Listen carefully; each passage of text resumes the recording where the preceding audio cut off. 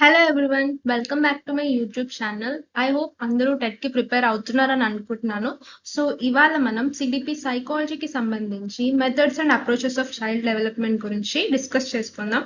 So మీ time waste చేయకుండా, నా time waste చేసుకోకుండా, లేట్ చేయకుండా వీడియోలోకి అయితే వెళ్ళిపోదాం. బిఫోర్ దట్, మీరు కనుక మన ఛానల్కి ఫస్ట్ టైం వచ్చినట్లయితే please to like, share and subscribe to my YouTube channel. So మనకి స్టడీ మెథడ్స్ అన్నా, child development and learning methods అన్నా, అప్రోచెస్ ఆఫ్ చైల్డ్ మెథడ్స్ అన్నా ఏదైనా ఒకటే. సో మనకి స్టడీ మెథడ్స్ వచ్చేసి 7 టైప్స్ ఉన్నాయి మొత్తం.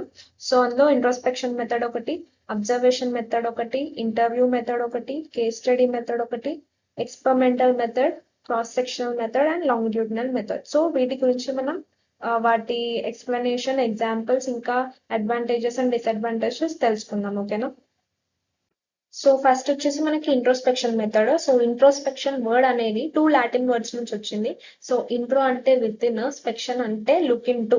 సో ఈ ఇంట్రోస్పెక్షన్ మెథడ్ అనేది చాలా old and ancient method.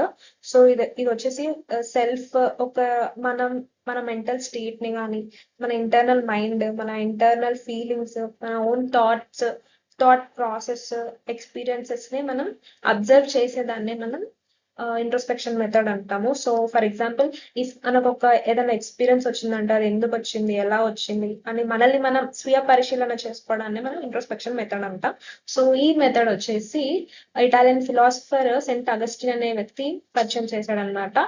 So ఇది వచ్చేసి అదే మనల్ని మనం సెల్ఫ్ అబ్జర్వేషన్ చేసుకోవడం, సెల్ఫ్ రిఫ్లెక్షన్ చేసుకోవడాన్ని మనం ఇంట్రోస్పెక్షన్ మెథడ్ అంటాము. సో ఈ method both experimenter and experiment ఇద్దరు సేమే ఉంటారు అనమాట. ఎవరైతే ఎక్స్పెరిమెంట్ చేస్తారో, ఎవరి మీద అయితే ఎక్స్పెరిమెంట్ చేస్తారో వాళ్ళిద్దరూ సేమే. ఎందుకంటే మనల్ని మనమే పరిశీలించుకుంటాం. ఇక్కడ థర్డ్ పర్సన్ కానీ సెకండ్ పర్సన్ కానీ ఇన్వాల్వ్ అవ్వట్లేదు కాబట్టి. సో ఇది వచ్చేసి విల్హెమ్ వూంట్ అనే ఒక పర్సన్ ఈ ఇంట్రోస్పెక్షన్ మెథడ్ అనేది ఫస్ట్ టైం తన ల్యాబొరేటరీలో అయితే యూస్ చేయడం జరిగింది.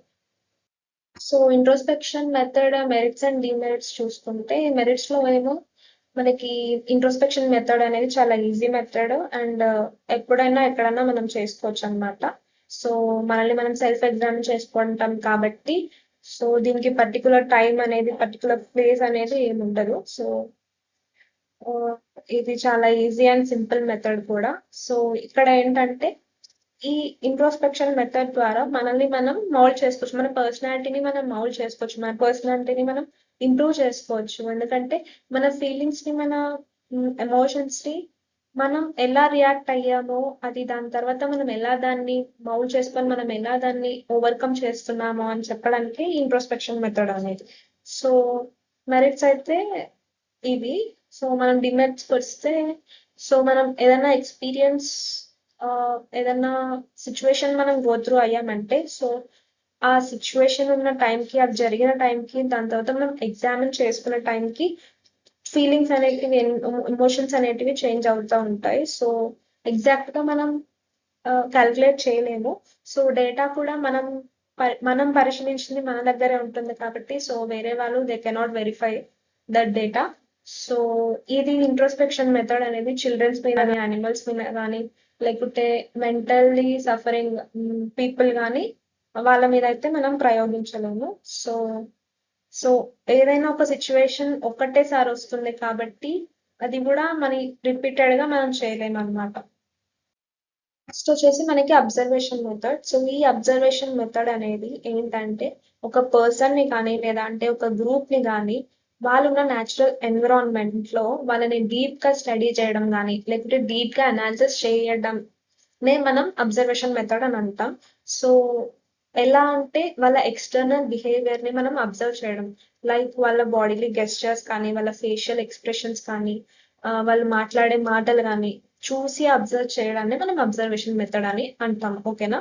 సో ఈ అబ్జర్వేషన్ మెథడ్ అనేది there are 4 types of observation methods. ఒకటేమో natural observation or uncontrolled observation, artificial observation or controlled observation, participant observation or non participant observation.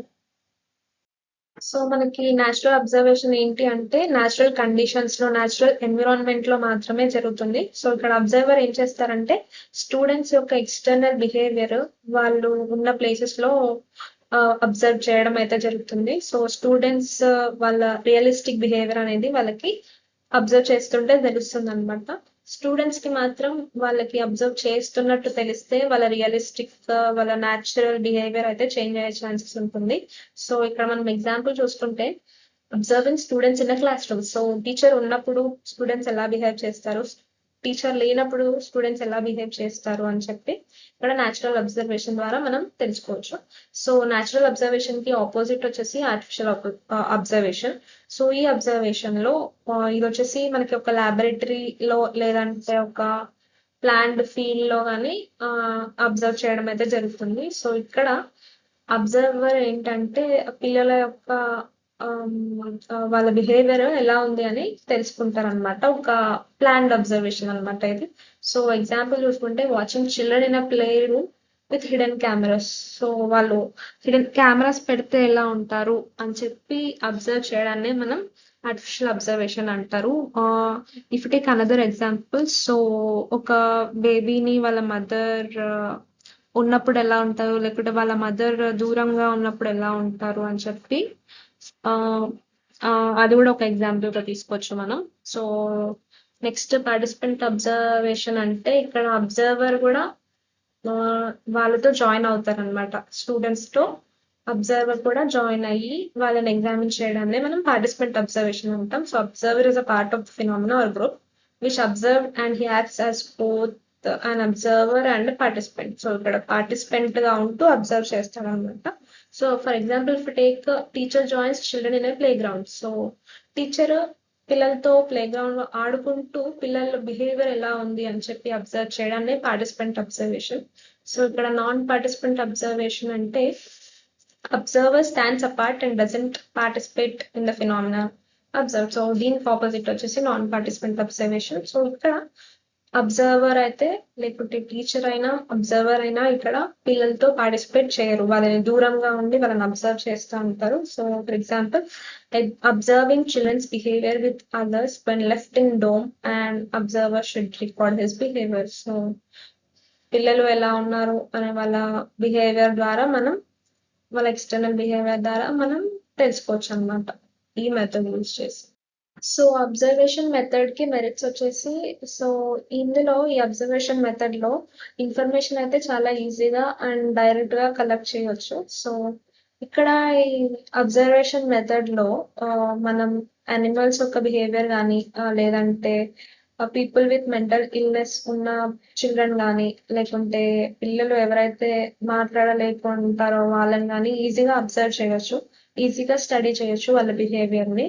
So ఇక్కడ ఏంటంటే వాళ్ళ న్యాచురల్ ఎన్విరాన్మెంట్ లో ఎలా ఉన్నారు, వాళ్ళు ఎలా బిహేవ్ చేస్తున్నారు అని చెప్పి మనం ఈజీగా అయితే ఈ మెథడ్ ద్వారా తెలుసుకోవచ్చు. సో సో మనకి డిమెరిట్స్ వచ్చేసి ఈ అబ్జర్వేషన్ మెథడ్ అనేది చాలా టైం కన్జ్యూమింగ్ మెథడ్. చాలా అవర్స్ మనం వాళ్ళని వాచ్ చేస్తూ వాళ్ళని అబ్జర్వ్ చేస్తూ వాళ్ళు ఎలా బిహేవ్ చేస్తున్నారని నోట్ చేసుకుంటూ ఉండాలి.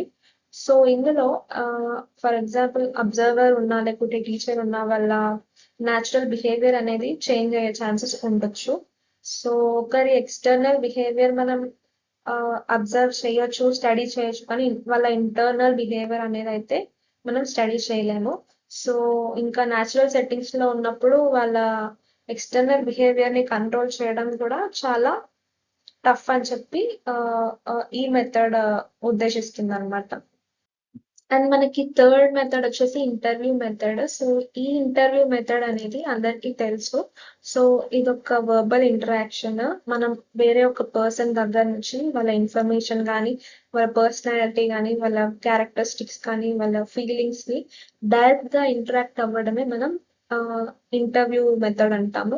సో ఎలా అంటే వాళ్ళని ఒక క్వశ్చనర్ ఓరల్ క్వశ్చన్స్ అడిగి వాళ్ళ నుంచి వాళ్ళ ఇన్ఫర్మేషన్ ని గ్యాదర్ చేయడాన్ని ఇంటర్వ్యూ మెథడ్ అని అంటాము. సో ఈ ఇంటర్వ్యూ మెథడ్ లో ఎవరైతే ఇంటర్వ్యూ చేస్తారో వాళ్ళని ఇంటర్వ్యూవర్ అని, ఎవరినైతే ఇంటర్వ్యూ చేస్తామో వాళ్ళని ఇంటర్వ్యూవి అని అంటాం అనమాట. సో ఈ ఇంటర్వ్యూ మెథడ్ అనేది 2 టైప్స్ ఉంటుంది. ఒకటేమో స్ట్రక్చర్డ్ ఇంటర్వ్యూ, ఇంకొకటి అన్స్ట్రక్చర్డ్ ఇంటర్వ్యూ. స్ట్రక్చర్డ్ ఇంటర్వ్యూ అంటే ఎవరైతే ఇంటర్వ్యూయర్ ఏ క్వశ్చన్స్ అడగాలి, ఎలాంటి సెట్ ఆఫ్ క్వశ్చన్స్ అడగాలి అని చెప్పి ముందే ఒక లిస్ట్ లాగా ప్రిపేర్ చేసి పెట్టుకోవడాన్ని మనం స్ట్రక్చర్డ్ ఇంటర్వ్యూ అంటాం. సో ఈ క్వశ్చన్స్ ద్వారా మనం అవతల పర్సన్ నుంచి మనం రెస్పాన్సెస్ అయితే తీసుకుంటాము. సో ఎగ్జాంపుల్ ఇక్కడ చూసుకుంటే ఒక చైల్డ్ ని వాళ్ళ స్కూల్ ఎక్స్పీరియన్సెస్ మీద క్వశ్చన్స్ అడగడాన్ని సో స్ట్రక్చర్డ్ ఇంటర్వ్యూ అని అంటాము. సో అన్స్ట్రక్చర్డ్ ఇంటర్వ్యూ అంటే సో దీనికి ఎలాంటి ప్రిపరేషన్ ఉండదు. సో క్వశ్చన్స్ అనేవి ముందే రాసి ఒక లిస్ట్ తీసుకోవడం అయితే ఉండదు. సో ఇది ఆపోజిట్ అనమాట స్ట్రక్చర్డ్ ఇంటర్వ్యూకి. సో ఇదైతే ఓపెన్ ఎండెడ్ ఇంకా ఫ్రీ ఫ్లోయింగ్ కాన్వర్సేషన్ లాగా చెప్పొచ్చు. సో ఇందులో క్వశ్చన్స్ అయితే ముందే ప్రిపేర్ అయ్యి ఏం అడగరు. సో మనకి ఆన్ ద స్పాట్ క్యాజువల్ గా లేదా స్పాంటేనియస్ గా అడిగే క్వశ్చన్స్ ని అన్స్ట్రక్చర్డ్ ఇంటర్వ్యూ అని అంటాము. సో ఎగ్జాంపుల్ చూసుకుంటే letting a child talk freely about the day and interest. So వాళ్ళని ఫ్రీగా స్పాంటేనియస్ గా on the spot A questions అయితే అడగాలనుకుంటే అలా అడగడాన్నే మనం అన్స్ట్రక్చర్డ్ ఇంటర్వ్యూ అని అంటాం. సో మనకి నెక్స్ట్ వచ్చేసి కేస్ స్టడీ మెథడ్. సో ఈ కేస్ స్టడీ మెథడ్ ఏంటంటే ఒక పర్సన్ ని కానీ ఒక గ్రూప్ ని కానీ వాళ్ళని క్లోజ్ గా ఇన్ డీటెయిల్డ్ గా అబ్జర్వ్ చేయడమే, వాళ్ళ థాట్స్ ని లేదా వాళ్ళ ఫీలింగ్స్ ని వాళ్ళ బిహేవియర్ ని ఇన్ డెప్త్ అనాలిసిస్ చేయడాన్ని మనం కేస్ స్టడీ మెథడ్ అని అంటాము. So for example if a child face a problem, దానికి కాజ్ ఏంటి, దానికి ప్రాబ్లం ఏంటి, దానికి సొల్యూషన్ ఏంటి, దానికి ట్రీట్మెంట్ ఏంటి అని సజెస్ట్ చేయడాన్ని మనం కేస్ స్టడీ మెథడ్ అని అంటాము. సో ఎగ్జాంపుల్స్ చూసుకుంటే if a child regularly coming late to school, లేదంటే స్కూల్ కి రెగ్యులర్ గా రాకపోయినా, లేకుంటే వాళ్ళ పర్టికులర్ సబ్జెక్ట్స్ లో వాళ్ళు వెనుకబడ్డా, వాళ్ళకి ఏదన్నా ఇలా బ్యాడ్ హ్యాబిట్స్ ఉన్నా, స్టీలింగ్ కానీ ఇలాంటివి ఏమైనా బ్యాడ్ హ్యాబిట్స్ ఉన్నా, లేకుంటే కొంతమంది పిల్లలు వాళ్ళు మాట్లాడడానికి భయపడతారు స్టేజ్ ఫియర్ ఉండడం వల్ల. సో అలాంటి వాళ్ళు కానీ, లేకుంటే ఓవర్ షై ఉండడం వల్ల, లేకుంటే కొంతమంది ఓవర్ యాంగ్జైటీ ఫీల్ అవుతారు, కొంతమంది ఆరోగెంట్ బిహేవియర్ ఉంటుంది కొంతమందికి, సో అబద్ధాలు చెప్తుంటారు. సో ఇలాంటి బిహేవియర్ ఉన్న పిల్లలని సో డీటెయిల్ గా ఎగ్జామిన్ చేసి దాని నుంచి ట్రీట్మెంట్ లేకుంటే వాళ్ళ నుంచి అలాంటి విడుదల చేయడాన్ని మనం మెథడ్ అని అంటాము. సో ఈ ప్రాబ్లమ్స్ నుంచి వాళ్ళని తొలగించడం, లేకుంటే ఈ ప్రాబ్లమ్స్ నుంచి వాళ్ళని గెట్ త్రూ అవడాన్ని మనం కేస్ స్టడీ మెథడ్ అని చెప్పొచ్చు.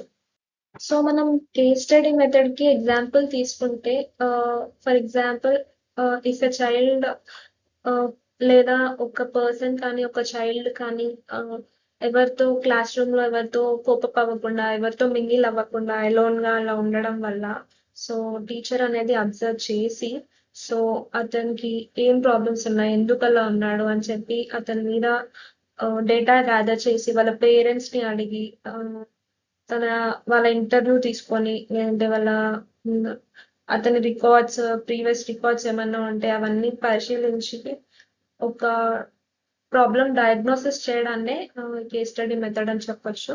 సో ఈ కేస్ స్టడీ మెథడ్ లో మనకి 5 స్టెప్స్ అయితే ఉంటాయి. So first selection of subject, అంటే ఇక్కడ ఒక స్టూడెంట్ ని కానీ ఒక చైల్డ్ ని కానీ అలా ఏదైనా ఒక ప్రాబ్లమెటిక్ బిహేవియర్ ఉన్న వాళ్ళని సెలెక్ట్ చేసుకోవాలన్నమాట. మనం చూస్తే మనకు తెలిసిపోతుంది ఆ బిహేవియర్, ఆ చైల్డ్ లో సంథింగ్ రాంగ్ ఉంది అని చెప్పి. సో అందరిలాగా కలిసి ఉండకపోవడం, so different from other people అన్నమాట. సో దాని తర్వాత డిఫైనింగ్ ఆబ్జెక్టివ్స్. సో మనం ఏం కనుక్కోవాలి, సో అతనిలో ఏమి లోటుపాట్లు ఉన్నాయని చెప్పి మనం అబ్జర్వ్ చేయడమే అన్నమాట ఇది. సో అతనికి లెర్నింగ్ డిఫికల్టీస్ ఉన్నాయా, లేకపోతే బిహేవియర్ లో ఏమైనా చేంజెస్ ఉన్నాయా అని చెప్పి మనం అబ్జర్వ్ చేయడం అన్నమాట. సో ఇక్కడ నెక్స్ట్ దాని తర్వాత డేటా కలెక్షన్ అన్నమాట. సో డేటా కలెక్షన్ లో మనము అబ్జర్వేషన్, ఇంకా ఇంటర్వ్యూ, టెస్ట్స్, ఇంకా అకాడమిక్ రిపోర్ట్స్ అనేవి అయితే మనం టూల్స్ అయితే యూజ్ చేస్తాము. సో దాని తర్వాత డేటా కలెక్షన్ అయిపోయిన తర్వాత ఆ కలెక్ట్ చేసిన డేటాని మనం అనాలిసిస్ చేస్తాము. సో అనాలిసిస్ లో మనకి అర్థం అవుతుంది అనమాట. సో దేనివల్ల బిహేవియర్ ప్రాబ్లం ఉంది అని చెప్పి, సో ఎందుకు ఆ స్టూడెంట్ అలా ఉన్నాడు అని చెప్పి మనకి వస్తుంది. సో ఆ చైల్డ్ మీద కన్క్లూషన్స్ తో ఇంకా సజెషన్స్ తో డీటెయిల్ రిపోర్ట్ అయితే టీచర్ అయితే తయారు చేసి ఉంచుతుంది అనమాట. అండ్ మనకి కేస్ స్టడీ మెథడ్ మెరిట్స్ వచ్చేసి, సో ఏదైనా ఒక ఇండివిజువల్ తీసుకుంటే సో వాళ్ళ పర్సనాలిటీ అనేది మనకి కంప్లీట్గా అర్థమైపోతుంది. సో ఇది ఇన్డెప్త్ అనాలిసిస్ చేస్తాం కాబట్టి వాళ్ళ బిహేవియర్ ప్రాబ్లమ్స్ కూడా మనం అర్థమవుతుంది and they can be solved also. So ఇది ఇన్డెప్త్ అండ్ కంప్లీట్గా మనం చైల్డ్ యొక్క బిహేవియర్ మనం అర్థం చేసుకుంటాం కాబట్టి ఇది మనకి ఈజీ అయిపోతుంది. సో దాని తర్వాత వాళ్ళకి వచ్చిన బిహేవియర్ ప్రాబ్లమ్స్ కూడా మనం డయాగ్నోసిస్ చేయగలుగుతాం కాబట్టి సో ఈ మెథడ్ అయితే యూజ్ అవుతుంది. సో నెక్స్ట్ మనం డిమెరిట్స్ చూసుకుంటే సో ఈ కేస్ స్టడీ మెథడ్ అనేది చాలా టైం కన్జ్యూమింగ్ మెథడ్, ఇంకా చాలా ఎక్స్పెన్సివ్ మెథడ్. ఎందుకంటే డీటెయిల్డ్ గా మనం చైల్డ్ యొక్క బిహేవియర్ ప్రాబ్లమ్స్ అవన్నీ గ్యాదర్ చేసుకొని అనాలిసిస్ చేయాలి కాబట్టి సో ఆ డేటా కలెక్షన్ కూడా సబ్జెక్టివ్ గానే ఉంటది.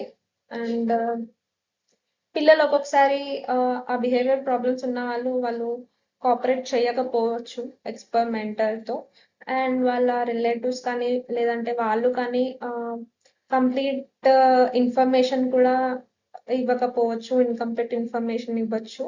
సో ఇవి వచ్చేసి డిమెరిట్స్ అన్నమాట కేస్ స్టడీ మెథడ్ కి. సో నెక్స్ట్ వచ్చేసి ఎక్స్పెరిమెంటల్ మెథడ్. సో ఈ ఎక్స్పెరిమెంటల్ మెథడ్ ఏంటి అని అంటే సో ఒక పర్సన్ ని ఒక ఆర్టిఫిషియల్ ఎన్విరాన్మెంట్ లో కానీ లేదంటే కంట్రోల్డ్ కండిషన్స్ లో కానీ లేదంటే లాబొరేటరీలో కానీ అతని బిహేవియర్ ని ఇండివిజువల్ బిహేవియర్ ని స్టడీ చేయడం లేదా అబ్జర్వ్ చేయడాన్ని మనం ఎక్స్పెరిమెంటల్ మెథడ్ అని అంటాం. సో ఇక్కడ Wilhelm Wundt is considered as a father of experimental psychology. So father of experimental psychology అంటే ఇక్కడ విల్హెమ్ వూంట్ అన్నమాట. సో ఇది వచ్చేసి మనకి 3 types ఉంటాయి. సో ఇండిపెండెంట్ వేరియబుల్ అని, dependent variable and intervening or controlled variable అని. సో ఇండిపెండెంట్ వేరియబుల్ ఏంటి అంటే ఒక ఎక్స్పెరిమెంటర్ ఏదైనా వేరియబుల్ తన కన్వీనియన్స్ కోసం మ్యానిపులేట్ చేయడం కానీ లేకుంటే తన కన్వీనియన్స్ కోసం చేంజ్ చేసి ఆ వచ్చిన ఎఫెక్ట్ ని అబ్జర్వ్ చేయడాన్నే ఇండిపెండెంట్ వేరియబుల్ అని అంటారు. సో ఎగ్జాంపుల్ చూసుకుంటే ఎవరైనా ఒక స్టూడెంట్ స్ట్రెస్ కి కానీ యాంగ్జైటీ లెవెల్స్ కి గురవ్వడాన్ని ఇండిపెండెంట్ వేరియబుల్ అంటాము.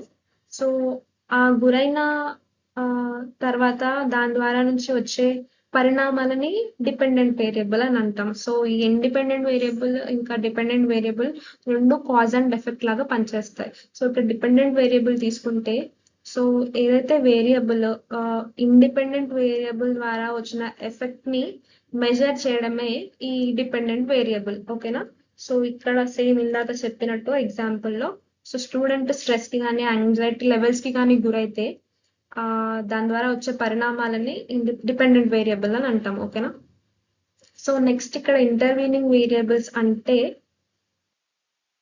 So it is a relationship between dependent variable and independent variable. So ఇది వచ్చేసి సో ఎలా వచ్చింది ఎఫెక్ట్ ఎందుకు వచ్చింది అని చెప్పి, ఎలా వచ్చింది ఎందుకు వచ్చింది అని చెప్పి ఇంటర్వీనింగ్ వేరియబుల్ చెప్తుంది. సో దీనికి ఎగ్జాంపుల్ ఏంటి అంటే స్టూడెంట్ స్ట్రెస్ కి కానీ యాంగ్జైటీ లెవెల్స్ కి కానీ గురైతే సో దాని తర్వాత అతను మోటివేషన్ తగ్గడం కానీ లేకపోతే దాని పర్ఫార్మెన్స్ లో మనం మంచిగా స్కోర్ చేయకపోవడం కానీ ఇక్కడ ఎఫెక్ట్ చూపిస్తుంది అనమాట. సో దీన్నే ఇంటర్వీనింగ్ వేరియబుల్ అని అంటాం.